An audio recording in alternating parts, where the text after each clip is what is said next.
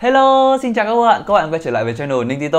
Ngày hôm nay Ninh rất vui khi được gặp lại các bạn ở trong số cuối cùng của năm 2018 âm lịch. Các bạn thân mến, năm 2018 kết thúc với rất nhiều những cái clip có nhiều lượt xem, nhiều lượt tương tác và ủng hộ của tất cả các bạn mà mình hay gọi là các bạn xoay Ninh. Chính vì vậy mà Ninh sẽ quyết định kết thúc năm bằng một clip chưa bao giờ có trước đây. Đó chính là một clip chia sẻ 50 sự thật về Ninh. Và như các bạn đã thấy ở tiêu đề rồi, 50 Facts About Ninh. Có một điều đặc biệt ở trong clip này, đó chính là không phải là random facts mà Ninh đã tập hợp các câu hỏi ở trên Instagram. Ngày hôm qua Ninh có hỏi các bạn ở story. Và bây giờ chúng ta hãy cùng nhau khám phá 50 điều về Ninh nhé.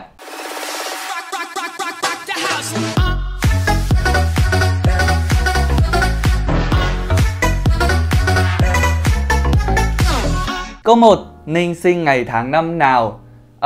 Có rất nhiều bạn đã biết rồi, và trong các cái event của Ninh cũng đã hỏi. Thì Ninh sinh ngày mùng 10 tháng 10 năm 1994. Một chàng trai thiên bình. Chính gốc. Câu thứ 2. Ninh sinh ra ở đâu? Có rất nhiều bạn sẽ nghĩ là Ninh sinh ra ở Hà Nội, nhưng mà không phải đâu, Ninh sinh ra ở Lào Cai. Tại sao lại là Lào Cai? Thực chất là bởi vì ngày xưa thì bố mẹ Ninh có lên trên Lào Cai công tác một vài năm. Và trong một vài năm đó thì chẳng may lọt lòng ra Ninh, một đứa con thứ ba trong gia đình có 3 chị em, 2 chị gái và một Ninh. Thì đến 3 tuổi là Ninh về Hà Nội rồi. Khi về Hà Nội có một số người biết thì vẫn luôn luôn trêu Ninh là ôi kìa chàng trai hơ mông, bảo sao da trắng môi hồng hay hay. Câu thứ 3. Quê Ninh ở đâu? Chính xác, quê Ninh ở Hà Nội. Thật ra là ngày xưa nó là Hòa Nam, Ứng Hòa, Hà Tây cơ, nhưng mà sau đó thì khi mà sát nhập vào thì đã thành Hà Nội rồi. Câu thứ 4. Ninh thích màu gì nhất? Đó. Ninh thích màu vàng nhất. Trong tất cả các màu sắc thì Ninh thích màu vàng nhất. Chính vì vậy mà ở đâu trên quần áo rồi trên ga gối các bạn đều sẽ thấy màu vàng. Câu 5. Ninh học trường đại học gì và chuyên ngành gì mà lại ra làm food? Có một sự thật, những việc Ninh học và những việc Ninh làm nó không liên quan đến nhau lắm. Ngày xưa thì Ninh học Việt Nam học ở trường Đại học Thăng Long vào khóa 25. Ngày xưa thì cái khoa đấy nó không chia quá nhiều các cái chuyên ngành mà Ninh sẽ được học tất cả. Ví dụ như là học cả nghiệp vụ báo chí này, rồi ngôn ngữ, văn hóa, du lịch, rồi khách sạn, nhà hàng, lễ tân các kiểu, được học rất nhiều. Chính vì vậy nếu mà nói là không sử dụng được những cái kiến thức đã học vào cái công việc hiện tại thì cũng không phải. Bởi vì là rõ ràng nó là những cái công việc thực tế mà Ninh đang làm, ví dụ như là ẩm thực hay là du lịch chẳng hạn. Câu 6. 3 từ nói về tính cách của Ninh. 3 từ nói về tính cách của Ninh à? Sôi nổi, tình cảm và thân thiện. Này, thật ra đây là một tính cách rất điển hình của những chàng trai thiên bình đúng không? Câu 7. Nếu không làm food nữa thì anh sẽ làm gì?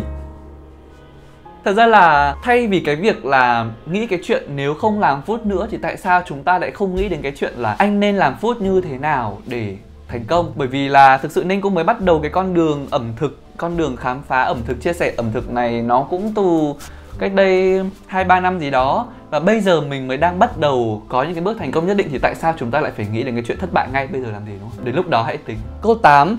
Ninh cao và nặng bao nhiêu ạ? Chân anh có bị to không vì thấy anh hay mặc quần rộng? Có rất nhiều bạn nghĩ là Ninh gầy. Ngày xưa thì Ninh suy dinh dưỡng và đến hết năm đại học thì Ninh 58 cân là không thể lên được nữa. Sau đó thì bắt đầu làm food, chỉ 2 năm sau thôi Ninh đã lên được 10 cân và đang ở mốc 68 cân, trong khi Ninh chỉ cao có 1m7 thôi. Bảo cân đối thì cũng là cân đối thật đấy, nhưng mà người Ninh thì lại đang lưng dài chân ngắn nên là nhìn nó rất là kịch cỡm, rất là buồn cười ấy. Cái phần này của Ninh trở lên thì nó nhỏ. Rất là may mắn là gương mặt nhỏ nên là lên hình nhìn nó không bị to lắm. Chứ còn nếu mà các bạn được nhìn từ đây trở xuống thì thực sự Ninh không phải là một người gầy đâu. Bởi vì cơ thể Ninh cũng hấp thụ khá là tốt chất. Còn trong đây thì bạn có hỏi là chân anh có bị to không vì thấy anh hay mặc quần rộng. To. Chân Ninh là một cái dạng chân mà như kiểu giống cái đùi ếch ý các bạn ạ. Đùi to, bắp chân to, còn lại tất cả đều nhỏ. Xong đã thấy nó lại còn ngắn cơ, cũng không thể dám mặc quần côn nhiều lắm, nó sẽ lộ bị khuyết điểm. Chính vì vậy mà Ninh hay mặc quần rộng một chút, sau đó thì đi giày cao hơn, kiểu giày độn ấy. Hoặc là lên ảnh thì mình sẽ kéo chân. Đơn giản, bây giờ công nghệ rồi, có cần phải đi phẫu thuật thẩm mỹ đâu. Mà Ninh lên hình thì cũng toàn lên từ phần này trở lên là chính, nên là cũng kệ. Câu 9. Ninh thích uống gì nhất? Nước dưa hấu. Câu 10. Bắt đầu kiếm tiền từ năm bao nhiêu tuổi? Thật ra mà nói về cái đồng lương đầu tiên của Ninh thì nó cũng đến từ rất sớm.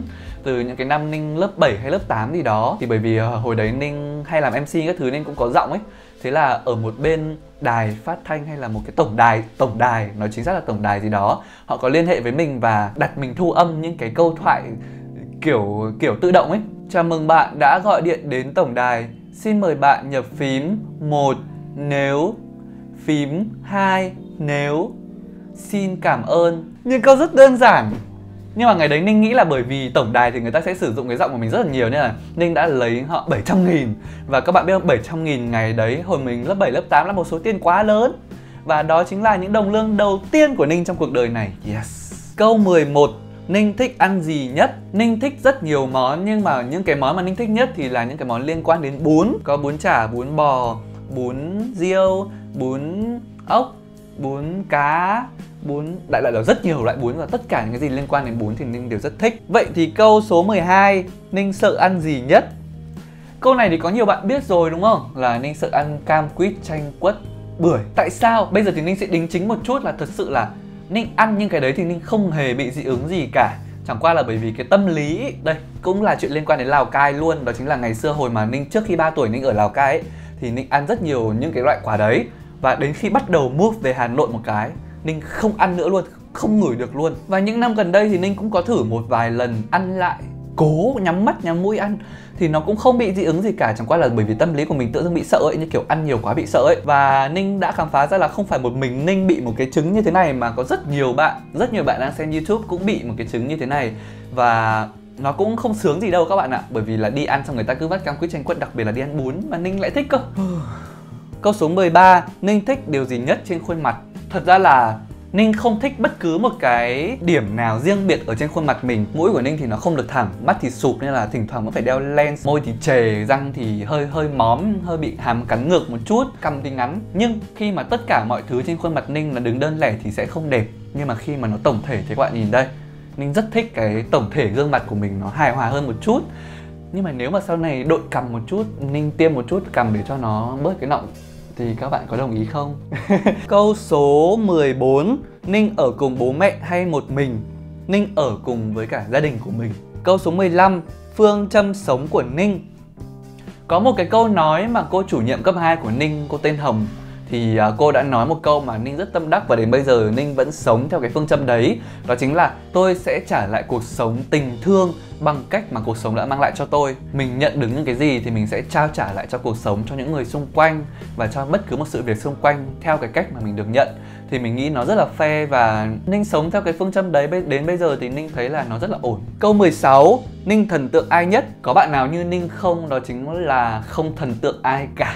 Từ ca sĩ đến diễn viên hay bất cứ một ai thì Ninh đều không thấy thần tượng lắm. Đẹp thì mình ngắm, hát hay, diễn hay thì mình xem, thế thôi. Kiểu mình chưa bao giờ có một cảm giác mình là một kiểu fan cuồng của ai đó để gọi tên. Ví dụ như các bạn thỉnh thoảng gọi ngoài anh đi, ui em được sờ vào anh rồi các thứ. Thậm chí là những cái bạn fan mà của các cái nhóm nhạc Hàn Quốc ấy, mình không biết cảm giác của các bạn ấy như thế nào luôn, mà thấy các bạn ấy có vẻ rất là cuồng nhiệt luôn ấy. Ninh không hiểu Ninh làm sao nữa. Câu số 17, bài hát yêu thích gần đây nhất. Ninh thì là một người rất thích nghe nhạc indie, đặc biệt là nhạc indie Việt. Chính vì vậy mà cái bài hát mà gần đây Ninh thích nhất đó chính là bài Và Thế Là Hết. Ở bây giờ thì các bạn đang được nghe cái bài ở đây, nhưng mà Ninh xin phép là tua một chút bởi vì là tránh bản quyền. Ninh rất hay nghe nhạc indie và đặc biệt là bởi vì từng cái câu, từng chữ ở trong cái bài hát đấy nó như kiểu là viết ra cho mình ấy. Đương nhiên là cũng sẽ từng giai đoạn thì từng bài hát nó sẽ phù hợp với mình, nhưng mà Ninh rất là thích một cái câu nói hay một đại loại là khi mà tôi không thể nhớ được hết tất cả những cái gì ở trong suy nghĩ của mình thì tôi sẽ viết nó ra bằng những bài hát, để bất cứ khi nào tôi nghe lại thì tôi sẽ đều thấy cái cuộc sống của mình, cái tình thương, tình yêu của mình ở trong đó. Đúng thật, kiểu bài hát nào cũng viết cho mình ấy. Các bạn nhạc sĩ đừng sáng tác nữa nhá. Sáng tác thì vui lên một tí cho cuộc đời Ninh nó vui đi. Câu số 18, chuyện nào Ninh thích nhất? Harry Potter. Không biết là các bạn nào là fan cuồng của Harry Potter ở đây không? Ninh đọc Harry Potter từ những cái hồi mà nó không phải là những cái tập truyện dày như thế này đâu, mà nó là những cái chuyện kiểu mỏng ơi là mỏng, xong rồi mỗi tập chỉ có đến vài chục trang thôi ấy, và đọc một tí là hết và cứ phải canh để đi mua tiếp. Thì đó là một trong những chuyện Ninh thích nhất. Ngoài ra thì Ninh cũng thích đọc Conan, cũng thích đọc Doraemon. Còn nếu mà nói về những cái chuyện văn học thì một trong những cái tác giả mà Ninh thích nhất, mà những cái câu chuyện của anh ấy mà Ninh hay đọc nhất đó chính là Nguyễn Nhật Ánh. Phải gọi là chú hay bác ta. Đó, đại loại là những câu chuyện rất là ngây thơ, hồn nhiên và nó viết về tuổi thơ khá là nhiều. Câu số 19, kể một kỷ niệm đen tối hồi cấp 3. Tại sao bạn ấy lại biết Ninh có kỷ niệm đen tối hồi cấp 3 ta? Còn rất nhiều những cái câu chuyện mà thực sự là rất là kịch tính và rất là có vấn đề. Tuổi thơ của Ninh thì cũng khá là dữ dội các bạn ạ. Và Ninh cũng không hoàn toàn là một người quá là ngoan đâu. Cấp 3 thì ai cũng sẽ thích viết nhật ký đúng không? Ninh với cả cô bạn nữ cùng bàn thì đầu năm lớp 12 nghĩ là thôi năm cuối của đời học sinh rồi thì sẽ cùng nhau viết một cuốn nhật ký, ghi lại nhật ký hàng ngày, vẽ vời rồi viết các thứ đủ kiểu. Và ngày xưa thì bức xúc nhiều giáo viên lắm nên là cũng viết vào đấy một vài những cái lời không hay ho, xong rồi còn vẽ kiểu vẽ nhăng vẽ quậy vào đấy. Cứ hôm nay Ninh viết, ngày mai sẽ đưa bạn nữ đấy viết, xong rồi hôm sau Ninh lại viết. Thì bất chợt một ngày nào đó quyển sách đó bị bắt tại chỗ trong cái lúc mà hai đứa đang mở ra và đọc khúc khích cười, và bị show ra hết những cái lời lẽ không hay ho, thô tục về giáo viên. Và thế là hôm đấy là giờ tiếng Anh thì cô tiếng Anh đã cấm chúng mình không được vào lớp trong vòng 1 tuần. Và bố mẹ phải đến xin lỗi. Ôi mẹ ơi, con xin mẹ, con xin lỗi mẹ, đến bây giờ con vẫn thấy tội lỗi. Và sau cái kỷ niệm đó thì Ninh đã rút ra một kinh nghiệm cho đến tận bây giờ, đó chính là có tức ai, có nói xấu ai thì cũng chỉ nói bằng lời nói thôi, bởi vì đã bút ra thì sẽ gà chết. Bạn sẽ có bằng chứng ở bất cứ đâu để chống lại bạn vào sau này. Chính vì vậy đấy là bí kíp để sống yên ổn. Số 20, Sài Gòn hay Hà Nội? Ôi sao câu này ngắn thế ta? Thật ra thì chắc là bạn ấy định hỏi Ninh là muốn sống ở Sài Gòn hay Hà Nội. Thì với cá nhân của Ninh, sau rất nhiều lần vào Sài Gòn, tháng nào Ninh cũng vào, năm ngoái tháng nào Ninh cũng vào luôn, và mỗi lần vào thì chắc nửa tháng mất. Ninh thấy là Sài Gòn sẽ hợp để Ninh chơi và Hà Nội sẽ hợp để Ninh sống. Ninh cũng không biết tại sao, có thể là bởi vì Hà Nội thì có gia đình của mình, có bạn bè của mình. Nhưng mà thực sự là có một tuần Ninh sống ở Sài Gòn. Và mặc dù rất vui, ban ngày đi với bạn bè rất là vui, nhưng mà đến đêm về nhà thì buồn và cảm thấy như là mình bị lạc lõng giữa cái thành phố đó ấy. Bởi vì mọi thứ nó quá nhanh, nó quá gấp. Hay là mình nghĩ là mình hợp sống ở Hà Nội hơn. Câu số 21, tình đầu năm mấy tuổi? Tình đầu năm mấy tuổi ta? Ninh yêu sớm lắm các bạn ạ. Từ hồi bắt đầu dậy thì cơ. Ô, là một bạn Sài Gòn luôn. Yêu nhau 2 năm, bắt đầu từ năm lớp 7 cho đến năm lớp 9. Ngày xưa thì yêu nhau qua các cái diễn đàn, các cái forum ấy các bạn. Sau đó thì bắt đầu lớp 360 thì cũng có yêu nhau. Tình yêu hồi đấy nó trong sáng đến cái mức mà chúng mình trong 2 năm đó không gặp nhau một lần nào cơ. Chỉ toàn nói chuyện qua điện thoại hoặc là qua webcam thôi. Nhưng mà có một vấn đề là tại sao mình chia tay? Bởi vì là sau 2 năm quen nhau ở trên mạng, đến khi mà bạn ấy quyết định ra Hà Nội để gặp Ninh thì mình chia tay. Lúc đấy Ninh bị sợ ấy. Yêu xa nó là một cảm giác rất là kinh khủng ấy các bạn ạ. Mình không biết người ta thực sự đang làm gì, thực sự người ta đang nghĩ gì. Và thậm chí là còn chưa gặp mặt thì không hiểu là thật sự người ta đối với mình như thế nào. Bạn đấy thì dành tình cảm cho Ninh rất lớn, nhưng mà Ninh sợ là gặp một lần rồi Ninh sẽ không được gặp lại. Và lúc đấy thì mình sẽ bị thiếu thốn tình cảm rất là nhiều. Nên là Ninh quyết định chia tay và thực sự thấy mình thật là trẻ con. Đến khoảng 3 năm gần đây thì chúng mình bắt đầu gặp nhau ở Sài Gòn và bắt đầu ôn lại những câu chuyện cũ, và thấy mình ngày xưa trẻ con quá. Nhưng mà Ninh nghĩ là nếu mà ngày đấy mình không chia tay thì đến bây giờ đã không có Ninh như ngày hôm nay. Cũng trải qua rất là nhiều thăng trầm, nhiều mối tình. Đó là câu chuyện về tình đầu của mình, và Ninh nghĩ là tình đầu của bất cứ một ai thì đều sẽ rất là khó quên. Và Ninh cũng vậy. Bạn hiểu không? Câu 22, Ninh cận bao nhiêu độ? Hôm nay Ninh đeo lên thì các bạn không thể nhìn thấy được cái độ dày, nhưng mà đây là cái kính của Ninh. Đó, đây là Ninh đã mua cái loại mắt đắt, hơi đắt, rất đắt, 2,7 triệu, mà còn chưa phải đắt nhất cơ. Bởi vì là Ninh không muốn khi mà đeo một cái kính quá dày thì nó sẽ chạm luôn vào mặt mình mất. Đây là nó đã dày được đỡ được một nửa rồi. Bởi vì mắt này của Ninh cận 7 và mắt này cận 6,5, trong đó độ loạn rất nặng nên là cái kính nó rất dày. Câu 23, lần tai nạn đau đớn nhất của anh Ninh là gì? Ủa tại sao lại hỏi tai nạn ta? Lần đấy là đại học năm nhất. Hôm đấy tự dưng Ninh nhờ bạn cân 3 để về nhà. Sau đó khi mà trên đường Nguyễn Xiển đi gặp công an, thực ra công an phường thôi, nhưng mà mình bị quính quá. Thế đến lúc mà thằng lái xe nó bảo là chết rồi, công an. Thế là mình cứ nghĩ là nó đi chậm lại để nó cho mình xuống. Ai ngờ đúng cái lúc đấy, lúc mình nhảy thì là lúc nó vọt ga nhanh kinh khủng khiếp. Thế là mình bay ra khỏi xe luôn. Mãi một lúc sau chúng nó mới quay lại, bởi vì đi đến đầu Nguyễn Xiển rồi chúng nó mới nhận ra là xe bị trống vắng mất một người đằng sau. Lúc đấy Ninh đang ngồi ở giữa đường và cười như một thằng điên luôn. Và mọi người cũng quay lại đỡ. Thì đại loại là tuổi thơ của Ninh nó không ngoan như mọi người nghĩ đâu. Từ hồi cấp 3 đã nói xấu giáo viên, xong lên đại học thì cấp 3, cấp 4. Thực sự là Ninh không muốn tuyên truyền rộng rãi, nhưng mà bởi vì đây là fact nên là Ninh nghĩ là Ninh phải chia sẻ những cái sự thật thôi. Câu 24, nụ hôn đầu năm mấy tuổi? Nụ hôn đầu của Ninh thì đương nhiên không phải là mối tình đầu rồi, bởi vì là tình đầu có gặp đâu, hồi đấy có gặp đếch đâu. Thì năm lớp 9 Ninh mới quen được mối tình thứ hai. Và nụ hôn đầu của Ninh là vào ngày mùng 7 tháng 5 năm 2009. Tại sao mình nhớ? Bởi vì hồi đấy vẫn còn trẻ con quá. Và lúc hôn thì bất chợt mình mở thao láo mắt ra nhìn đồng hồ. Và mình đã nhớ cái khoảnh khắc đấy mãi, đó là vào lúc 1:30 chiều. Câu số 25. Ôi, mãi mới được một nửa. Nơi đi du lịch gần nhất, Sài Gòn. Thực ra là Sài Gòn thì cũng chẳng phải là Ninh đi du lịch mà vào đấy để làm việc ấy. Chứ còn nếu mà tính đi du lịch thì là Đà Lạt. Ôi, cái chuyến Đà Lạt đấy thực sự rất là thích. Đi 3 ngày 2 đêm. Và Ninh đã quay lại rất là nhiều những cảnh đẹp, rất nhiều món ăn ngon. Thì các bạn nhớ vào cái series Ninh Eating hay gì ở Đà Lạt để xem nhá. 26. Món quà thích nhất. Đây, đang nằm ở trên giường kìa. Em tu các bạn ạ. Trong cuộc đời của Ninh thì có rất là nhiều món quà. Mỗi một món quà là một ý nghĩa khác nhau. Và cái món quà này là một món quà lúc Ninh được tặng cách đây có vài năm thôi. Và cái ý nghĩa của nó đến bây giờ thì vẫn rất lớn. Câu 27. Bộ phim gần nhất mới xem. Bộ phim gần nhất mới xem của Ninh là đi xem với cả Đào Nam ở CGV Metropolis. Nàng dâu bị nguyền, một phim kinh dị của Hàn Quốc. Xem buồn cười.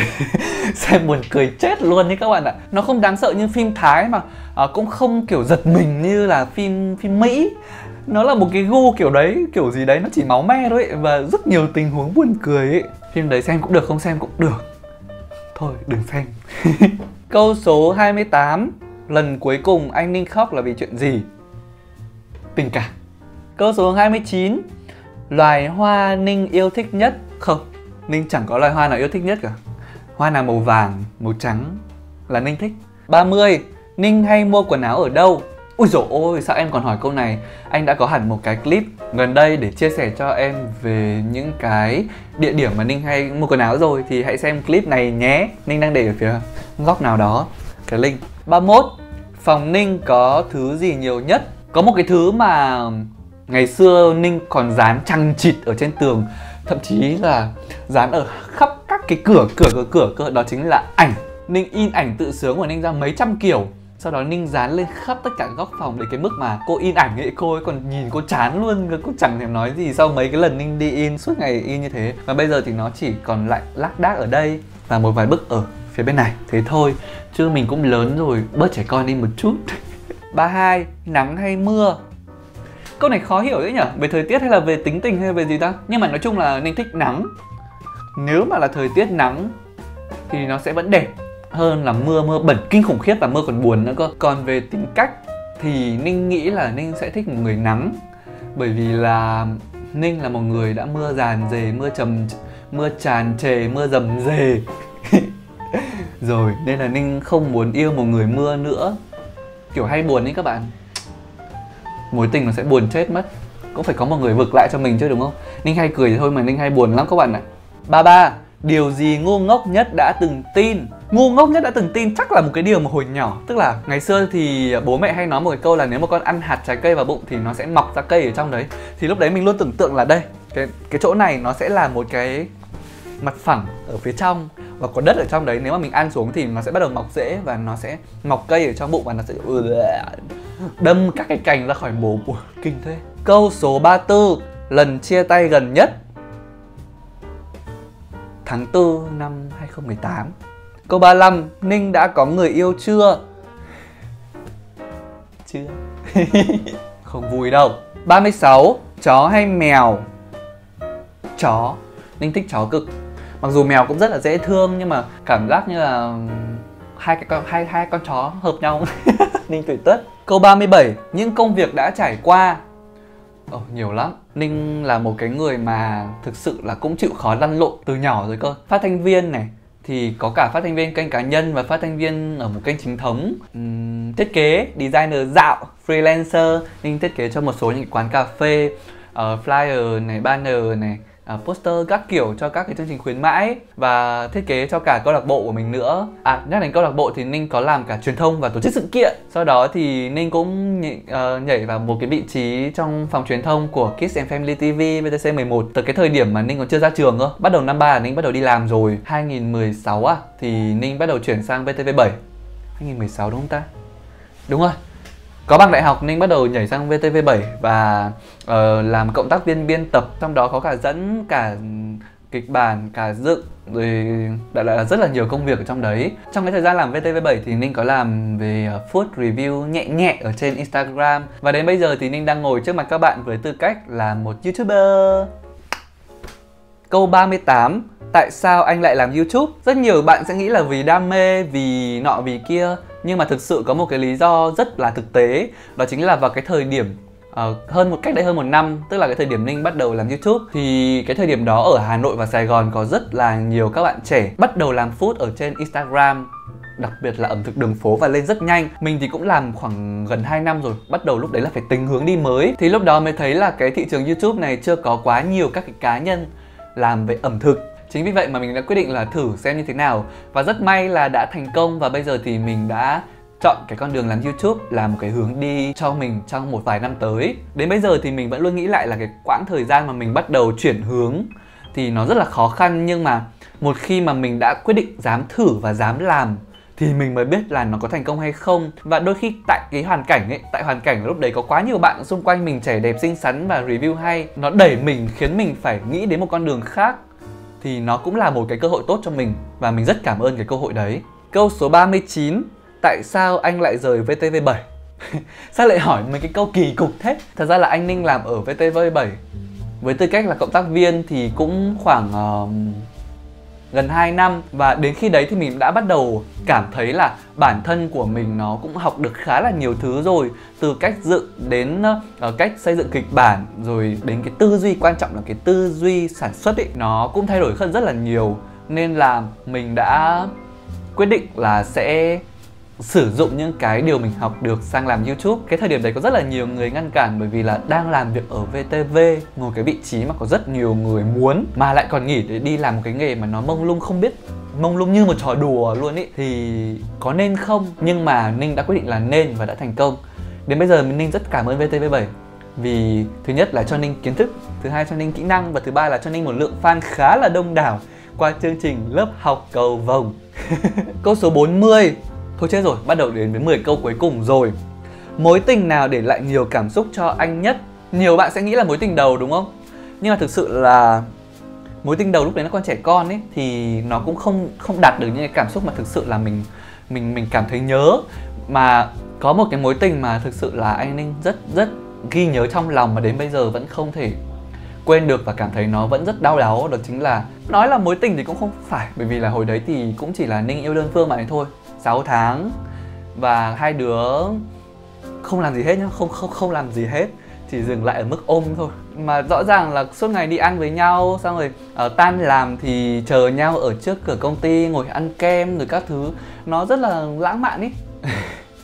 Và đến cái ngày cuối cùng, khi mà mối tình kết thúc, ngày cuối cùng thì hôm đấy thì Ninh đi làm về rất mệt rồi, 9-10 giờ gì đó, và rất vui vẻ đi tìm mua bánh ở Hà Nội để mang qua nhà làm bạn ấy bất ngờ.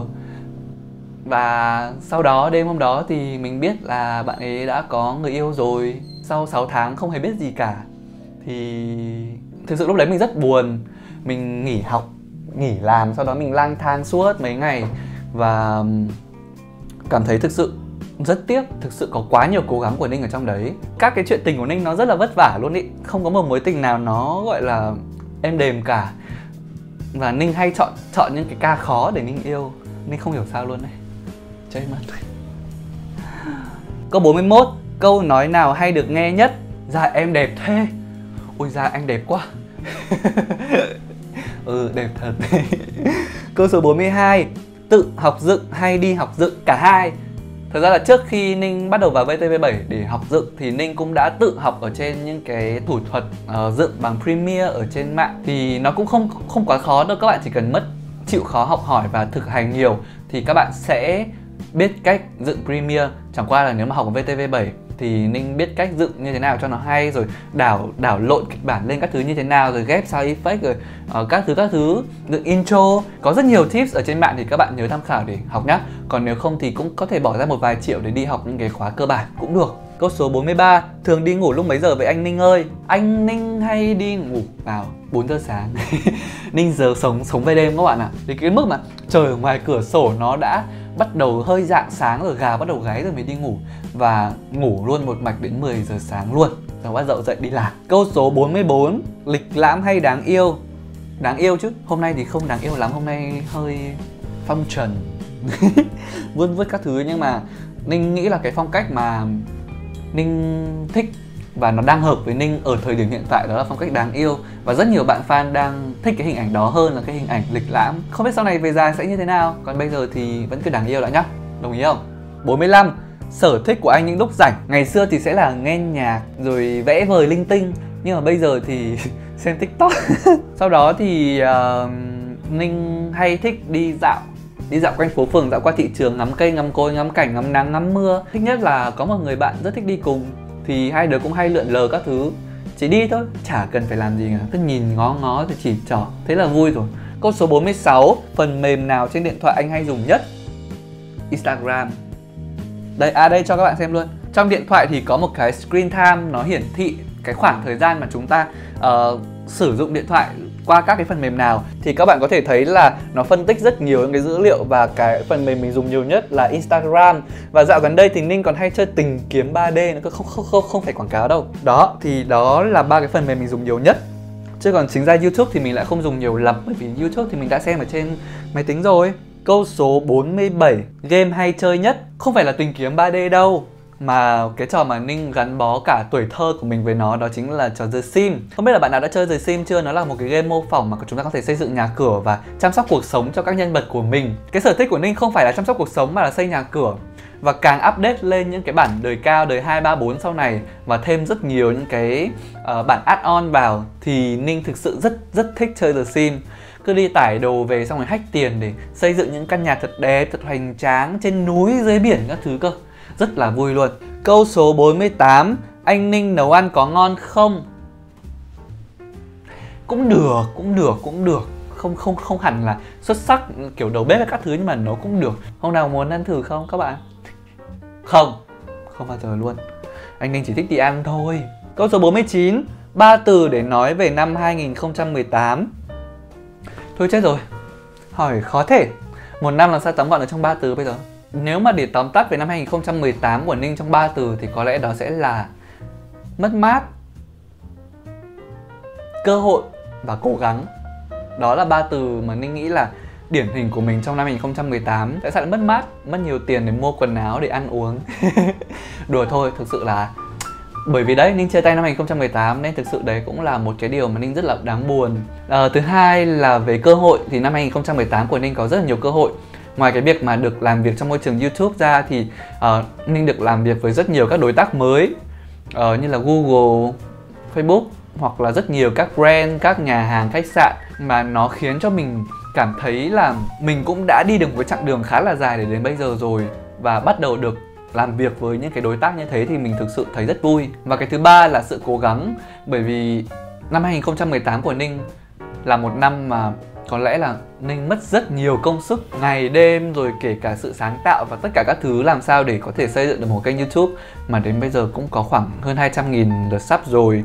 Và cũng cố gắng trong việc duy trì tất cả các mối quan hệ của mình, và cố gắng để vượt qua được những cái giai đoạn bấp bênh nhất. Cái thời điểm chia tay này, cái thời điểm mà làm YouTube một thời gian thấy chán, thì nói chung là năm 2018 của Ninh cũng khá là dữ dội. Chia sẻ với các bạn luôn là Ninh thì cũng hơi duy tâm một chút, nên là mình vẫn tin là năm đấy là năm cuối cùng của năm tam tai. Và 2018 với rất nhiều sự cố gắng, với rất nhiều đổi thay đã qua rồi. 2018 mình hết tam tai mình sẽ phất.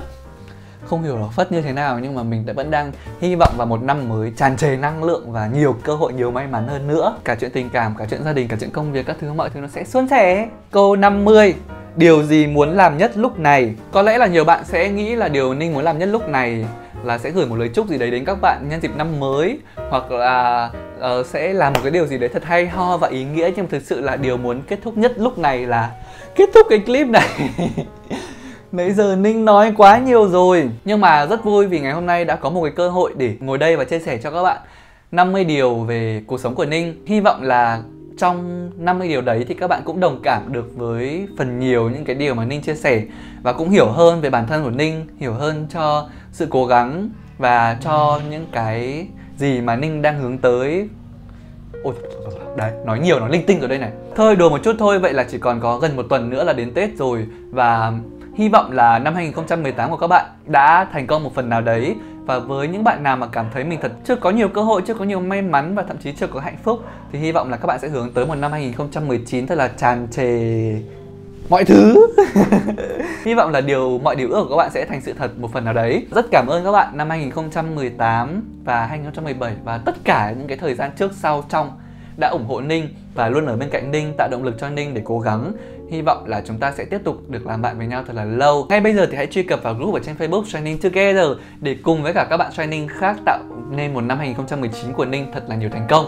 Xin chào và hẹn gặp lại các bạn trong năm 2019. Chúc mừng năm mới! Sớm quá. Chúc một buổi tất niên thật là vui vẻ. Chúng ta sẽ cùng gặp lại sau Tết nhé. Bye!